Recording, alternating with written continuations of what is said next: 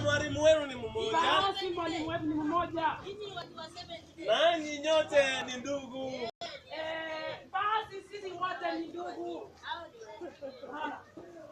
Wala msitwe mtu baba duniani. Basi nataka niwaulizaje swali moja. Nani anayeitwa Father?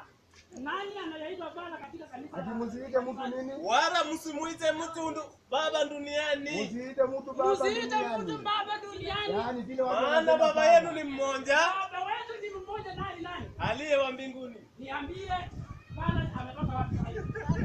Bwana ametoka wapi? Sasa akija hapa atakuja nikuuliza swali kama hiyo ndio hapa. Wala msiite viongozi. Na msiite mtu kiongozi mbele ya kanisa, huyo ndio kiongozi wetu. Maana kiongozi wenu ni mmoja.